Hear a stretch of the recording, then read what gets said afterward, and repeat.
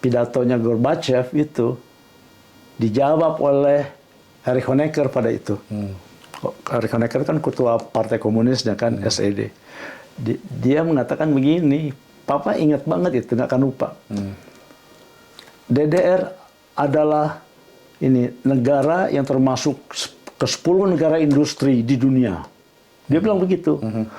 Dan oleh karenanya DDR tidak perlu melakukan perubahan-perubahan. Gitu jawabannya. Semakin panas lah gitu kan.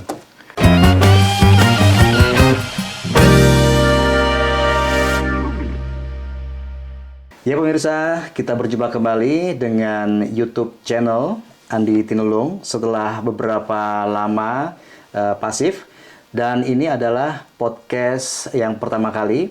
Dan pada kali ini saya mendapat kesempatan untuk berbincang-bincang dengan Bapak mertua saya, Fauzan Azima, yang sudah sangat lama tinggal di kota Berlin, di Jerman.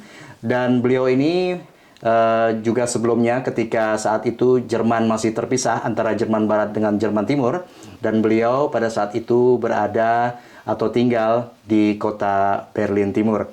Nah, saya ingin berbincang-bincang dengan ayah mertua saya, bagaimana pengalaman beliau selama tinggal di Jerman ini, yang pastinya akan sangat menarik. Oleh karena itu, pertama-tama saya ingin menyapa dulu, Papa, apa kabar hari ini? Alhamdulillah baik. Hari ini hari libur dari dialise. Oke. Dan hari ini kegiatannya apa aja, Pak?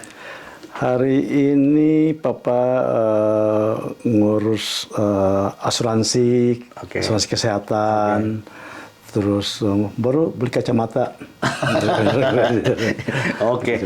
Kita langsung aja biar pemirsa bisa dengar perbincangan kita. Papa boleh nyeritain nggak tahun berapa tepatnya ke Jerman? Saat itu masih Jerman Timur ya Pak ya.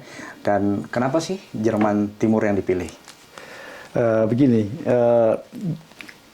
dulu itu tahun 72, Papa tuh kuliah di Bandung, tapi udah nggak benar kuliahnya. Sehari masuk, 2 hari nggak masuk. Jadi bolos, banyak bolosnya daripada kuliahnya. Nah kebetulan waktu Papa ke Jakarta itu, paman, Pak Ete ya, Pak Ali Imran itu, dia kan tugas di Kemlu. Nah dia mau ditempatkan ke Berlin Timur, karena ada kedutaan atau KBRI yang baru dibuka dulu. Nah jadi Pak Ete nanya, San, mau nggak ke Berlin? Kemana tuh Berlin? Jerman. Oh langsung aja jawab tuh, mau Pak Ete, mau. Udah. Dan setelah diproses, berangkatlah. Gitu. Berangkat itu tanggal 11 November tahun 73. 11 November tahun 73. 11 November 73. Jam 11 siang itu pesawatnya. Itu pas banget lah gitu ya. Gitu. Terus maskapainya naik apa tuh Pak? Waktu itu pesawatnya tuh masih UTA, pesawat Prancis. Nah itu kita ke Paris dulu dan nginep semalam. Sampailah kita kemudian melanjutkan ke sini dengan pesawat LOT itu, pesawat Polandia, pesawat Ilyushin. Nah itu sampailah di Berlin Timur itu tanggal 13 November. 13 November tahun 73. 73. Ini angka 13 ini penting untuk diingat. 13 November 73 pemirsa. Nah, setelah sampai di sini masih paman ini, Pak Ete kita nyebutnya, mulai bertugas di KBRI. Nah, Papa sendiri waktu itu belum ada kejelasan. Karena masih baru sekali, jadi kantornya pun masih itu kantor sewa. Sementara Pak Dubes juga masih tinggal di hotel, gitu, belum ada wisma, gitu. Jadi betul-betul dari nol lah. Oke. Nah, kenapa Papa diajak ke PT itu? Karena di Berlin Timur itu dia memerlukan pegawai, tapi di sini orang Indonesia itu kan nggak ada. Oke. Adapun WNI itu adalah ex Mahid, mahasiswa ikatan dinas yang dulu, dan itu pun mereka sudah selesai lah, udah bertebaran di beberapa kota, dan itu pun tidak banyak gitu ya. Udah. Jadi sampailah kita di Berlin, terus setelah berjalan beberapa lama, setahun kemudian, nah Papa diterima Di KBRI. di KBRI. Oke. Karena KBRI Berlin Timur ya, di Pak? Berlin Timur. Karena dibutuhkan, tetapi susah cari orang. Sementara tuh di Berlin Barat, itu hanya mahasiswa banyaknya. Mahasiswa Indonesia. Oke. Jadi kalau ada orang Indonesia, dia pasti mahasiswa umumnya dulu tuh. Jadi nggak boleh kerja gitu kalau mahasiswa? Mahasiswa dulu boleh kerja musim panas, Oke, gitu oke. kan. Artinya sebagai staf yang permanen itu nggak boleh kali ya? Karena masih kuliah. Mereka juga nggak mau ke Berlin Timur. oke. Kan mereka pikir tuh nggak enak lah hidup di Berlin Timur waktu itu. Memang sih waktu Papa baru datang nih dari airport, mau ke hotel sini, Papa pikir tuh kok Jerman kok kayak begini gitu. Kan November, udah musim gugur, udah mau musim dingin kan. Udah gitu bangunan-bangunan di Berlin Timur itu kan serba kelabu, gitu kan. Nggak ada bagus-bagusnya lah. Kusam gitu ya? Iya. Gelap. Ya masih mewahan Jakarta lah. Oke. Jakarta, walaupun Papa berangkat dari Kemayoran, Kemayoran itu kan dulu tuh sangat sederhana airport. Nah airport Berlin Timur itu dulu jauh lebih jelek gitu. Kontrolnya aja yang ketat. Oke. Tapi fasilitas gedungnya, topanya sangat-sangat jelek gitu zaman itu tuh. Udah masuklah hotel sini, terus Papa selalu bingung itu mau ngapain ini di sini gitu kan. Kok katanya Jerman kayak begini Jerman gitu kan. Kan kita kalau di sekolah tuh kan bayangin tuh Jerman kayak apa Ya, gitu kan. metropolitan gitu ya, Pak ya? Metropolitan, surga apa gitu kan. Nah itu rupanya Papa nggak bisa pergi ke Berlin Barat. Papa udah tahu ada Berlin Barat waktu itu, tapi belum dapat namanya exit permit. Oke. Karena visanya tuh visa Jerman Timur aja dulu masuk, tapi nggak ada exit permitnya. Gitu. Jadi setelah 18 hari di hotel, dapat itu visa. Jadi exit permit itu. Exit permit. Untuk ke Jerman Barat? Untuk ke Berlin Barat. Ke Berlin Pokoknya untuk Barat. keluar dari Berlin Timur lah. Ya. Gitu kan. Ya udah. Berangkat itu kita sama Pak Ete itu, sama Paman itu, sama adik sepupu dua, ini kan jalan lah kita. Pertama kali naik S-Bahn itu dari Friedrichstraße namanya, stasiunnya, melalui kontrol yang sangat ketat gitu kan. S-Bahn itu mungkin gambarannya kayak LRT sekarang gitu Pak ya di Indonesia? Iya, Jadi S-Bahn itu LRT gitu gitu. kan. Tapi yang di zaman atas. dulu ya kereta di atas ya. Nah, kereta. umumnya di atas gitu. Jadi melalui kontrol yang sangat ketat, ngantri gitu kan. Oke, hanya boleh kita ke Berlin Barat. Sampailah kita namanya tuh kira-kira 4 stasiun lah dari Friedrichstraße sini. Zoologische-Garten, Oke. Bahnhof itu stasiun terkenal lah waktu dulu. Begitu turun itu, wah serba terang kan, serba terang, wah berkilau, wah pokoknya udahlah ceria gitu kan, betul-betul, wah ini betul-betul kapitalis. Papa jadi akhirnya berubah pikiran, wah benar ini Jerman ini gitu kan. Waduh, udah malamnya udah selesai jalan-jalan kita di Eropa Center gitu kan, ke Kurfürstendamm. Ya udah, malamnya balik lagi, terus pergi lagi kita ke tempat yang sunyi ini kan. Jadi memang karena ikut paman Papa ya, Datu ya, saya panggilnya Datu ya Pak. Iya. Gitu. Jadi memang waktu suasana waktu baru datang itu Jerman Timur, tadi Papa gambarkan gelap gitu ya, kelabu gitu ya, sepi gitu. Dan orangnya juga pada nggak ceria gitu kan. Dibanding dengan Berlin Barat yang benar-benar ya wah gitu ya. Iya. Orang Jerman tuh kan terkenal ini kaku. Di Berlin Barat juga ceria tapi kaku juga. Kaku juga. Nah bayangkan di Berlin Timur ini waktu itu ketemu orang tuh, aduh gimana ya? Karena penuh kecurigaan semua kan. Dan mereka pun takut mendekat-dekat kita orang asing gitu kan. Karena kan kalau udah akrab dengan orang asing nanti dia diikutin oleh dinas rahasia gitu kan. Tadi kamu ngapain gitu. Nah ini terkait dengan ya kan Jerman Timur, Berlin Timur juga kan masuk Jerman Timur, itu kan negara sosialis komunis ya Pak ya. Nah Papa sebagai WNI saat itu gimana sih rasanya sebagai WNI tinggal di negara sosialis komunis gitu? Apalagi ya di Indonesia kan pada saat itu juga yang benar-benar lagi anti komunis ya Pak ya. Nah, Papa sendiri gimana tuh? Rasanya saat itu? Ya, Papa sih waktu itu udah tahu prinsipnya tuh kalau memang kalau kita musuhan sama komunis ngapain kita ada kedutaan di sini kan? Iya. Logikanya kan di situ. Iya. Jadi kan kedua negara itu kan harus bersahabat kan. juga ya. Itu kan kalau warganya, tapi itu kan baru awal-awalnya aja. Papa belum begitu mengenal si warganya waktu itu. Jadi, tapi lama-kelamaan sih menyenangkan di Berlin Timur Papa tuh.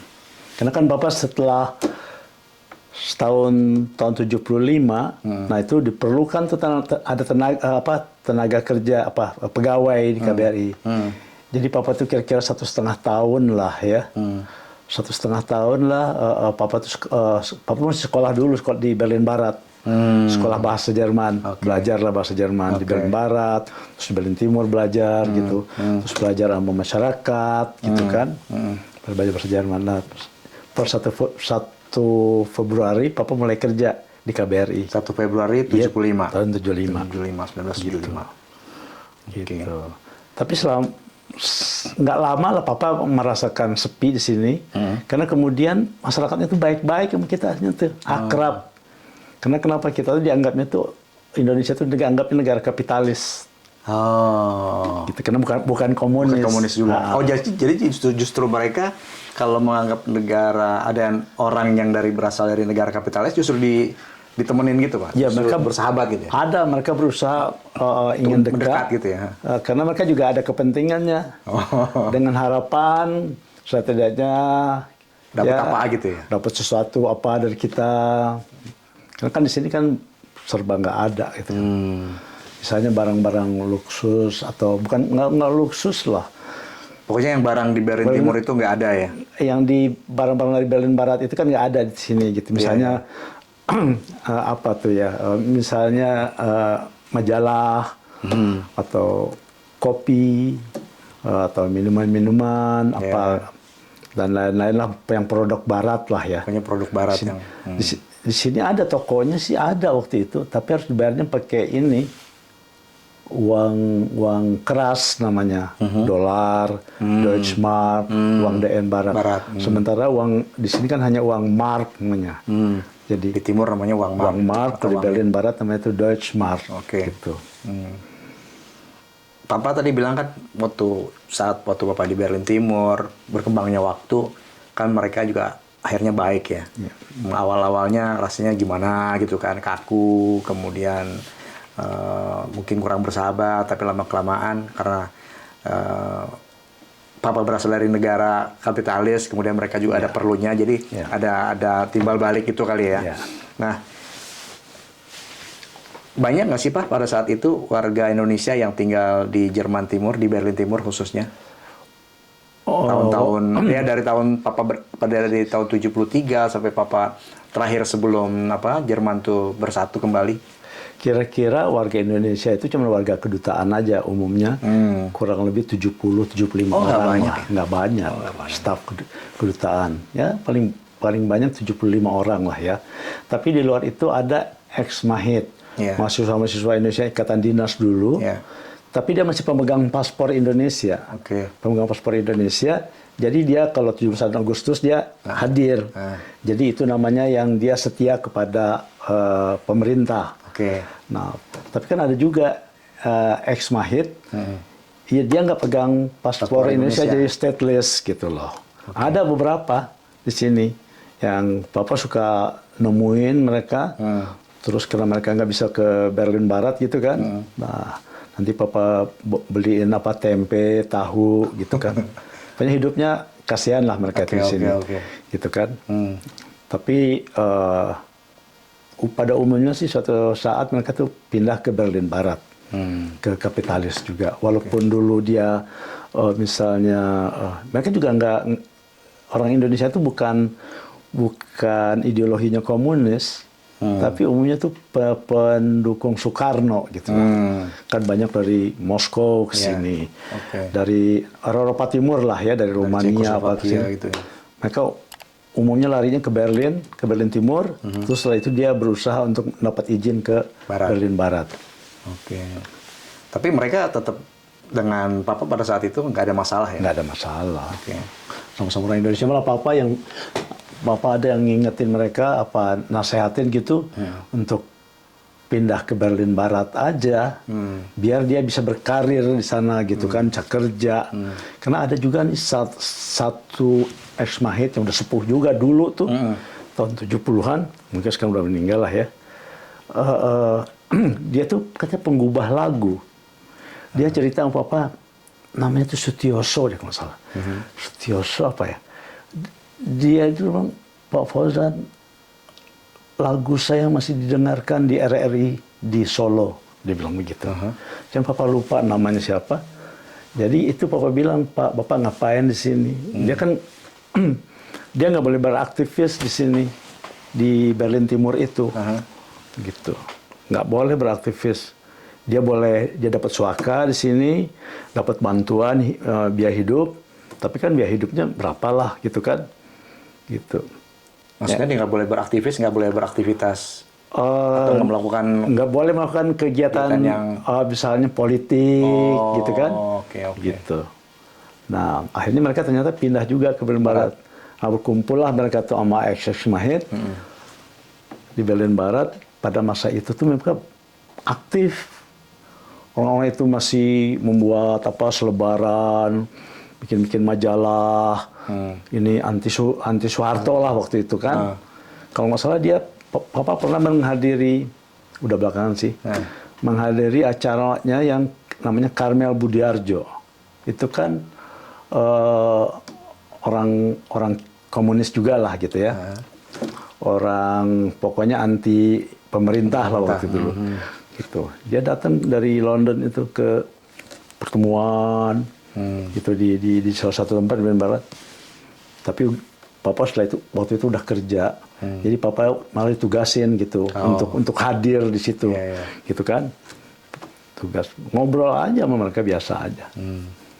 Katanya juga mereka ke Papa juga nggak ada. Enggak. Mereka tahu Papa orang dari KBRI gitu kan. Wah ini mas dari KBRI ini mas KBRI.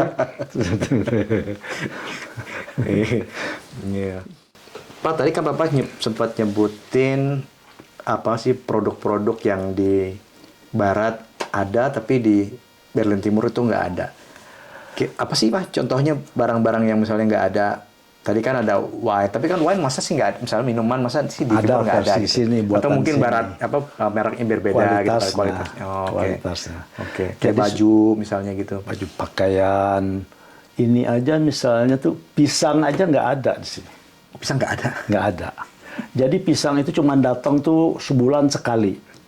Sebulan sekali, jadi di supermarket itu kita belinya nggak di supermarket lagi. Jadi di atas truk itu orang ngantri tuh. Mungkin berapa ratus meter tuh orang buat beli pisang. Jadi pisang yang di atas truk itu nggak dimasukin dulu ke supermarket itu, ke Kaufhalle namanya. Tapi orang udah ngantri itu. Itu yang ngantri penduduk? Masyarakat. Bukan penadah-penadah yang mau dijual gitu lagi? Enggak dijual. Karena nggak bisa, dibatalkan belinya. Kalau misalnya kita mau beli 10 kilo, ya nggak bisa. Paling-paling belinya sekilo, gitu kan. Antri. Jadi kalau dulu Papa mau beli pisang, tapi ada? Papa rutinnya ke Berlin Barat aja. Jadi kita kan pegawai kedutaan itu kan punya ID card. Gitu kan. Jadi kalau ID card, terus kalau kita ke Berlin Barat, kita dari mobil itu cuma ngeliatin ID card begini aja lagi. Terus boleh masuk, keluar. Jadi bolak-balik aja itu. Jadi kita sebagai orang Indonesia saat itu, Papa misalnya pada saat itu, enak ya hidupnya gitu. Artinya ya bebas lah, bisa keluar masuk di Timur Barat, terus di Timur apa-apa murah. Iya, murah sekali bandingannya itu. Karena kenapa? Kan di sini gajinya tuh orang juga kecil, gitu kan, dibandingkan dengan orang di Berlin Barat. Nah, jadi gimana ya? Tapi serba murah. Jadi misalnya dulu seorang pelayan di toko gaji cuma 600 mark. Dia sewa rumahnya hanya 50 mark atau 40 mark gitu sebulan. Nggak sampai 10% kan? Iya. Gitu. Nah, sementara Papa di sini bayarnya tuh rumah yang dia bayar misalnya 100 mark, Papa bayarnya mesti 1000 mark karena kita orang asing gitu kan. Gitu. Tapi nggak apa-apa juga buat kita masih kejangkau lah ya. Tapi yang terasa murahnya lagi itu biaya hidup. Misalnya di sini daging ya, harga daging 1 kilo kira-kira tuh yang filenya itu aja jatuhnya 4 DM lah kalau kita tuh di sini kalau dikurskan dengan DM itu jadi cuma 4 DM. Padahal di Berlin Barat itu harganya 45 DM. Coba 10 kali. Jadi orang Barat juga berlindungnya ke timur ya Pak? Orang Barat nggak bisa ke timur. Orang Barat kecuali diplomat. Nah diplomat asing yang kan di Berlin Barat juga ada konsulat waktu itu. Iya. Gitu. Tapi konsulat itu akreditasinya bukan kepada pemerintah Jerman, tapi kepada sekutu. Inggris, Prancis, Amerika gitu kan. Dia ke pemerintah Berlin Barat coba lapor, tapi akreditasinya kepada sekutu itu. Nah diplomat itu belanjanya ke timur juga. Jadi di Berlin Timur ini buat mereka tuh ya kayak surga juga gitu. Karena apa-apa murah. Iya, apa-apa murah. Pak, kalau saya pernah lihat kan juga ada orang-orang Jerman Berlin Timur karena suasananya di Berlin Timur tuh gimana ya, mereka nggak bisa bebas. Kemudian mereka ada yang lari ke Berlin Barat. Bapak pernah nggak sih ngerasain atau paling nggak dengar cerita dari beberapa teman atau mungkin orang Jerman sendiri yang mereka lari dari Berlin Timur ke Berlin Barat? Ada beberapa, sering yang lari. Kan dulu di perbatasan Checkpoint Charlie ini ada tuh, di situ kan ada percetakan surat kabar tuh. Terus dia malam-malam itu rupanya nggak pulang dia ngumpet di satu tempat gitu di atas itu. Malam-malam dia ini pakai ketapel gitu, diketapelkannya tali ke seberang gitu. Di sana rupanya udah ada yang nunggu. Nah dia merosot itu dari atas tuh, merosot aja dia. Sering kali lah orang lari itu. Tapi memang tentara ininya atau polisi rahasianya ketat banget nggak? Oh ya di mana-mana. Kita nggak tahu tuh di mana mereka berada. Preman semua kan. Orang asing juga, Papa juga mungkin pernah di mata-matain juga kali ya? Pasti. Papa kan banyak sekali kemudian setelah lama-lama berteman orang-orang Jerman Timur. Papa kan akrab banget kemudian pada suatu saat gitu kan. Itu waktu tembok Berlin sebelum runtuh, menjelang runtuh, itu ada kejadian apa aja Pak sampai akhirnya tembok Berlin runtuh? Kan Papa di KBRI pasti paling nggak tahu situasi-situasi politik saat itu di Berlin Timur. Ngerasakan pengalaman Papa sebagai saksi mata yang saat ini masih hidup lah. Ya, ngalamin dulu tuh gimana? Sebenarnya kan itu kan buntut dari perestroikanya di Rusia kan. Gorbachev waktu itu kan. Tuh di sana pengaruh ke sini. Nah, memang di sini rakyatnya juga udah sering tuh yang oposisi itu demonstrasi, nanti mereka ditangkepin. Tapi kalau misalnya mereka larinya ke gereja tuh yang di Alexanderplatz itu, nah di situ. Jadi puncaknya itu tahun 89 itu. Sebelumnya kan udah ada demonstrasi di Leipzig, kan demonstrasi setiap hari Senin misalnya kan, yang namanya Montag Demo itu kan. Dia meminta tuh glasnost gitu. Ya perestroika lah, mengikuti Rusia lah gitu kan. Melakukan perubahan di sini kan. Nah, jadi waktu Papa inget banget itu tuh 8 Oktober 89. Itu kan hari ulang tahunnya DDR. Oke, Jerman Timur. Waktu itu tuh kan ada kongres juga di sini nih, SE, partai-partai komunis pada kesini juga. Pimpinan termasuklah Gorbachev. Oh iya iya. Nah, Gorbachev di gedung parlemen itu dia pidato di situ. Dia menyerukan untuk melakukan perubahan, ya, apa namanya, perestroika kan, perestroika. Nah, sementara tuh di luar tuh orang masyarakat udah demo tuh, perestroika, glasnost apa gitu kan, menuntut inilah minta perubahan lah pokoknya. Ya, mengikuti Gorbachev itulah gitu kan. Nah, jadi kalau kita reformasi kali gitu Pak. Kayak reformasi gitulah ya. Dia menuntut juga kebebasan, kebebasan untuk rakyatnya itu. Demo tuh berbagai macam kelompok, ya, ormas gitu kan. Nah, pidatonya Gorbachev itu dijawab oleh Erich Honecker pada itu. Erich Honecker kan ketua Partai Komunisnya kan, SED. Dia mengatakan begini, Papa ingat banget itu, nggak akan lupa. DDR adalah ini negara yang termasuk ke 10 negara industri di dunia. Dia bilang begitu. Dan oleh karenanya DDR tidak perlu melakukan perubahan-perubahan. Gitu jawabannya. Semakin panas lah gitu kan. Udah berlangsung terus demo kan. Itu Oktober. Ya nggak lama kan, tinggal pada tanggal ini kan November itu lah terjadinya tembok tanggal 9 kan. Gitu. Itu pun Papa tuh lagi di rumah ya waktu itu. Papa lagi di rumah lagi nonton warta berita gitu. Kok itu lagi kan waktu itu ada sidang Partai Komunis itu. Di belakang rumah kita ini nih. Kan ini gedung SED nih. Nah, di situ ada bagian kantor penerangannya, Preseamnya kan, yang sekarang jadi Kementerian Kehakiman. Oh, di situ. Nah, kok namanya si Schabowski? Schabowski itu dia politbiro bidang komunikasi lah ya.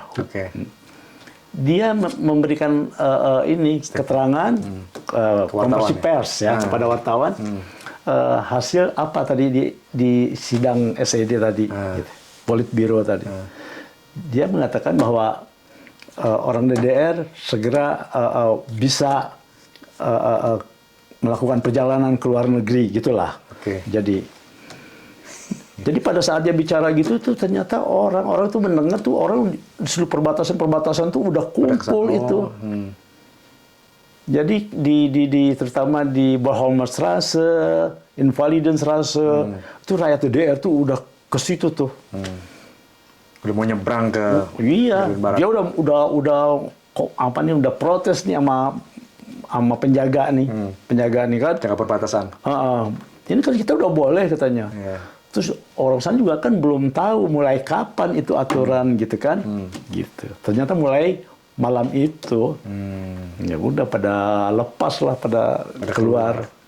Papa juga waktu itu malam itu langsung ikut juga keluar.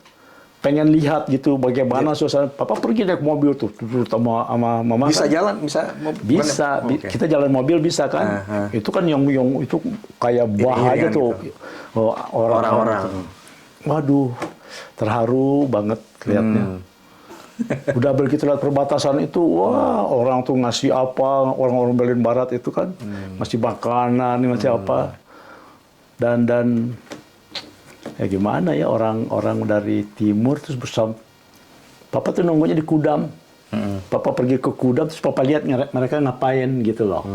Oh, malam itu ada yang lihat-lihat etalase gitu kan. Terus ada yang nyobain pizza. Pizza aja kan nggak ada di sini di timur itu dulu tuh. Beli pizza, mereka nggak tahu duit dari mana kali, beli satu potong, makan berempat gitu ya, nyobain. Gitu. Tapi mereka balik lagi Malam itu juga balik lagi tutup lagi. Pada balik lagi ke timur, tapi ada juga yang enggak, karena takut ditutup lagi gitu kan. Belum ada, nggak ada kepastian waktu itu kan. Iya. Gitu. Tapi suasana politik saat itu setelah si orang Sabuski tadi ngasih tahu bahwa bisa ke barat segala macam. Terus setelah itu apakah kemudian sudah orang boleh bebas keluar masuk? Orang Berlin Timurnya terutama ya, Jerman Timurnya keluar masuk ke barat? Iya, langsung. Besoknya juga terus aja setiap hari begitu. Setiap hari gitu ya? Jadi... Sementara si Erich Honeckernya sendiri? Erich Honeckernya udah waktu itu tuh dia membentuk lagi pemerintahan gitu loh. Jadi, kabinet baru gitu kan. Jadi yang kan di Politbiro-nya juga ada yang reformis lah gitu kan. Oh iya. Ya. Tapi untuk waktu itu sementara itu yang diangkat itu namanya si Egon Krenz, itu orang Politbiro juga komunis, tapi semua itu udah dijatuhkan lagi gitu kan, pemerintah itu jatuh lagi, sampai terpilihlah namanya tuh Hans Modrow waktu itu, dia reformis juga, dia perdana menteri sebentar, terus pokoknya udah beberapa kali berganti itu pemerintahan gitu, kan nggak lama kemudian kan juga bersatu kan mereka. Akhirnya Jerman bersatu tanggal 3 Oktober. Iya, tahun 90. 90 ya.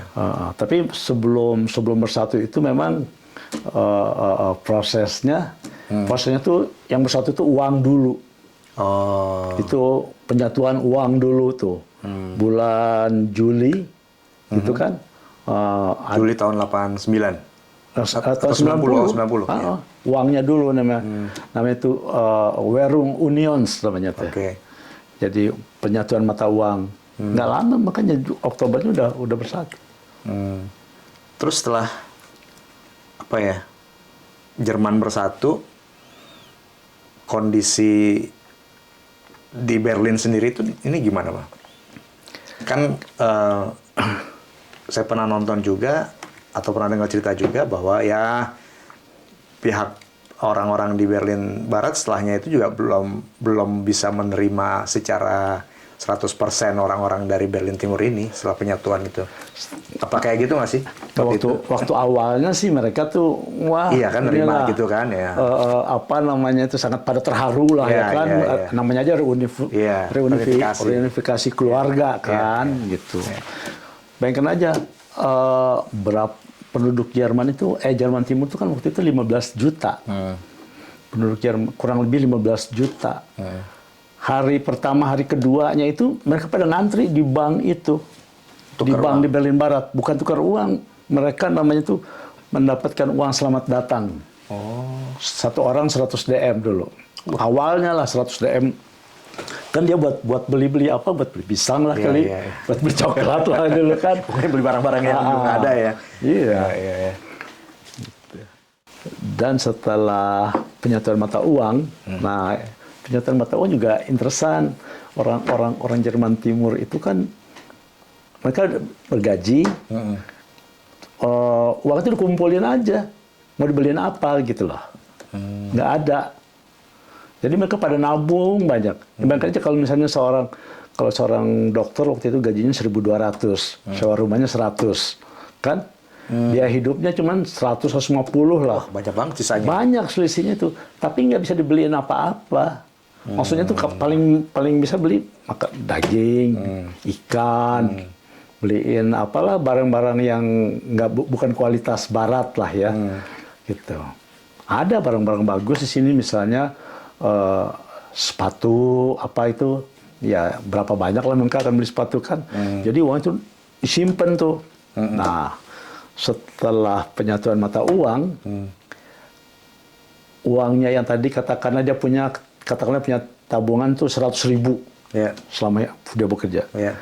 Itu ditukar diganti dengan uang DM jadi separoh gitu. Jadi yang 100.000 itu jadi 50.000 DM gitu. Jadi dia bisa beli barang-barang jadi banyak juga orang-orang jadi kayak mendadak juga ya orang-orang DDR itu yang uangnya banyak. Jadi dia punya uang DM gitu kan. Terus kalau untuk Papa sendiri setelah penyatuan Jerman ini itu gimana Pak? Kan dulu waktu timur ya suasananya sepi tadi waktu di awal ceritain, kemudian setelah Jerman bersatu mungkin kan udah jadi perubahan pasti rame, pelan-pelan masuk kan, kapitalisnya juga masuk. Tapi dari segi Bapak sebagai orang Indonesia yang tadinya bisa dibilang ya kita bisa nabung banyak gitu kan, bisa dapat ini banyak, kemudian setelah Jerman bersatu itu gimana? Iya, tapi sebenarnya itu banyak hikmahnya sih. Satu sisi waktu Jerman Timur tuh betul-betul kayak surga gitu loh. Tapi masalahnya itu Papa dulu waktu kerja di KBRI sini nggak ada kewajiban untuk membayar asuransi sosial. Oke. Jadi kalau misalnya sakit ya bayar cash. Jadi nggak ada asuransi untuk pensiun, itu nggak ada, gitu. Jadi dari tahun 75 sampai 89 itu Papa nggak bayar tuh asuransi sosial itu, gitu. Jadi uangnya ya tersimpan aja. Jadi, nah jeleknya kan pada suatu saat kalau pensiun kan nggak ada tuh, nggak ada nilainya, gitu. Tapi dari segi lainnya, memang Papa sih di sini merasa apa ya, kayak surga juga. Papa tuh di sini kan di Berlin Timur ini kan banyak tuh gedung-gedung pertunjukan misalnya. Contohnya gedung konser, kabaret, gedung Philharmoni, segala macam pertunjukan-pertunjukan klasik. Itu yang di Berlin Barat itu mahal sekali kalau ada. Di Berlin Barat juga cuma 1-2 aja. Tapi umumnya tuh ada di Berlin Timur itu. Makanya itu tentara-tentara sekutu itu setiap malam itu pada kesini, pada nonton, karena karcisnya murah, gitu. Misalnya kita nonton konser Friedrichstadt Palace ya, itu misalnya Holiday on Ice misalnya, atau kreasi-kreasi macam-macam lah yang hebat-hebat lah ya. Itu misalnya cuma 4 mark karcisnya. Memang itu susah belinya dapatnya. Cuman karena Papa kerja di KBRI, kita dapat fasilitas untuk kedutaan itu dapat jatah lah gitu kan. Jadi Papa belilah itu. Kadang-kadang beli berapa banyak, terus nanti ngajak teman-teman dari Berlin Barat tuh, Papa ajak ke sini nonton gitu kan. Gitu. Itu betul-betul, dan ini biaya hidup juga murah. Itu satu sisi. Tapi setelah Jerman bersatu, nah Mama kan bisa kerja. Akhirnya Mama kerja di Berlin Barat di suatu perusahaan Jerman ya. Oh sebelumnya belum kerja Pak? Belum, Mama kan nggak boleh kerja, nggak boleh kerja di sini Timur. Akhirnya dapat kerjaan di sana, gitu. Dapat kerja terus, tapi ya memang soal rumah kita jadi mahal, karena harus uang DM kan. Jadi dulu kan rumah kita di sana tuh seberang tuh kan rumah besar tuh, karena sewanya naik, terus ini rumah dijual ini.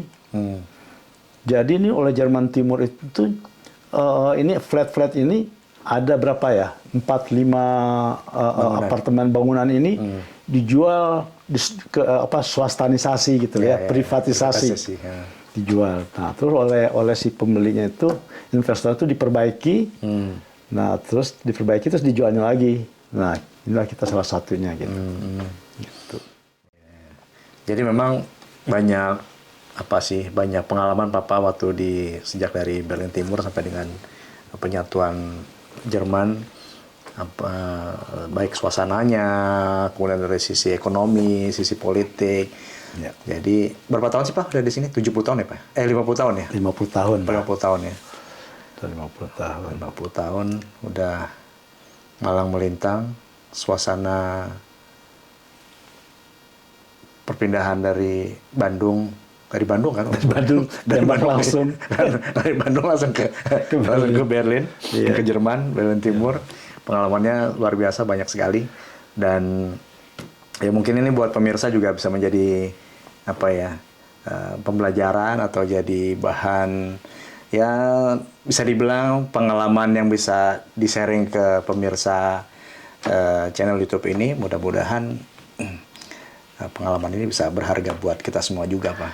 Dan yang paling menarik adalah sebenarnya Papa dapat kesempatan untuk untuk melihat data papa di kantor dinas rahasia Jerman Timur. Terus papa udah ngecek?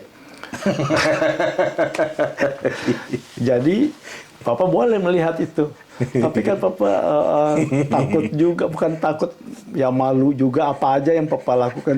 Oh, ada mungkin takut-takut rahasia gitu kan. Ya. Rahasia yang Boleh. takutnya ketahuan mama nanti. Ya, ketahuan saya juga nanti. Tapi yang paling sebenarnya banyak sekali yang mesti bisa diceritakan di sini, terutama yang berkaitan dengan sewaktu papa kerja di politik gitu loh. Di politik di KBRI dulu kan. Gitu. Gimana tuh, Pak? Iya Pak, terutama ini waktu itu ngikutin ini orang-orang komunis Indonesia dulu, dulu kan. Ngikutin tuh ngebuntutin gitu maksudnya? Bukan membuntutin, kan di sini nggak ada. Jadi kalau udah ada kongres Partai Komunis di sini, itu seluruh Partai Komunis Internasional itu datang. Datang nih ke Berlin ini. Berlin Timur itu. Jakarta tuh minta siapa yang dari orang Indonesianya siapa yang gitu datang kan. ke situ.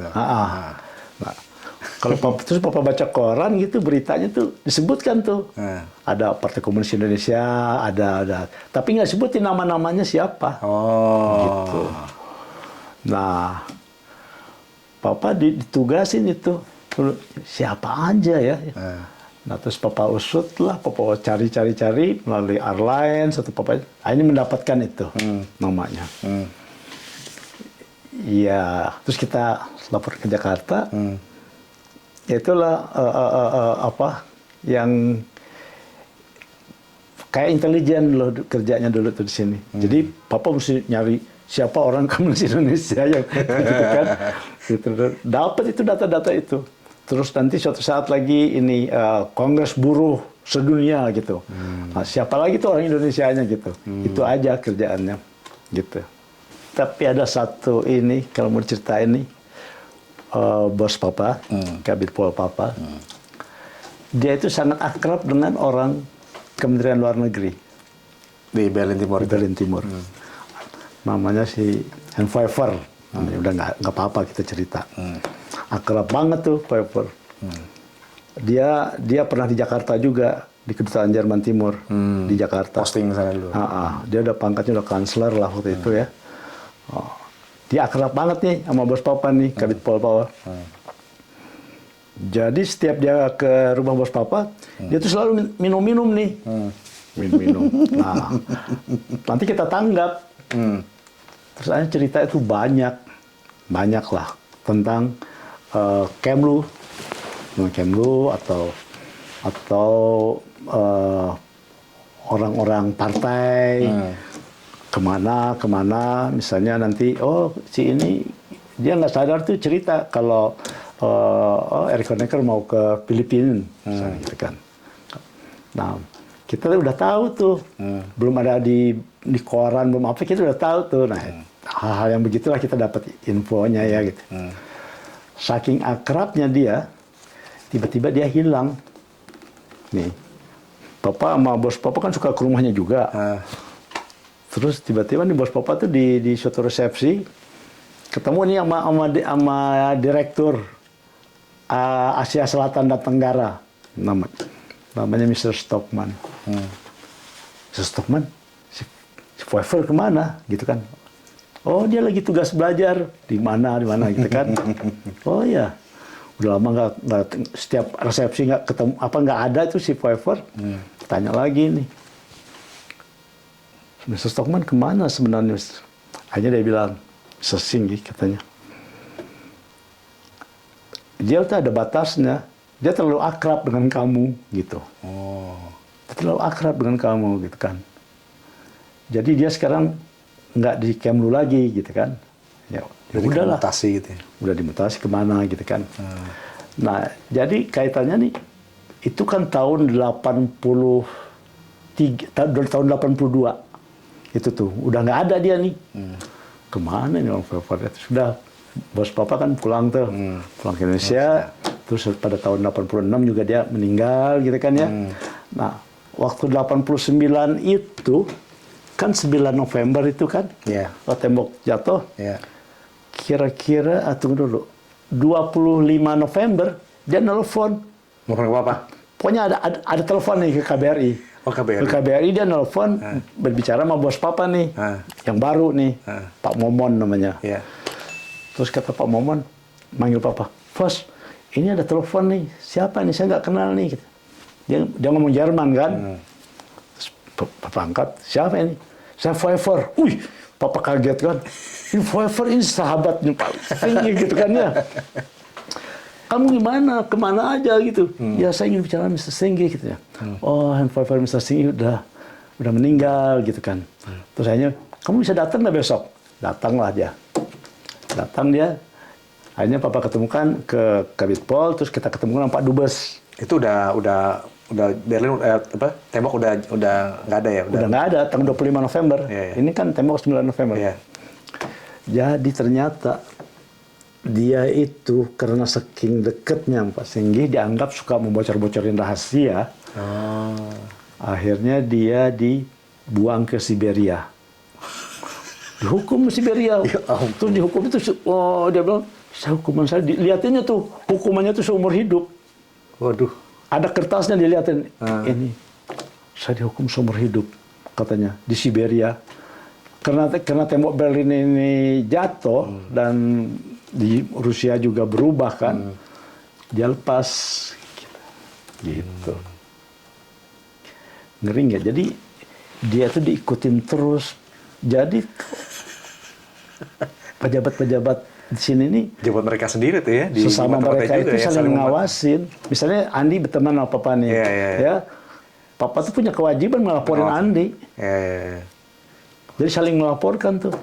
Nah kayak misalnya di kita nih di KBRI waktu itu ada sekretaris satu, penterjemah satu, supir satu. Mereka bertiga itu nggak akan kompak. Kalau misalnya si yang salah satu ini si penerjemah ini akrab banget ke kita gitu, si yang satu lagi melaporkan tuh. Oh, tanggal sekian dia ke sini, tanggal sekian ke rumah sini. Saling melaporkan tuh. Wah, serem juga ya. Ini menarik juga cerita-cerita Papa nih. Apalagi yang tadi terakhir. Kasihan juga si Mister ini. Iya, Papa. Terus akhirnya dia gini. Tapi dia masih hidup sekarang atau mungkin nggak tahu lagi. Tapi oleh Pak Dubes waktu itu dia bilang kalau mau kerja kita dulu mau nggak bantu kita. Akhirnya dia bantu kita. Sempat kerja.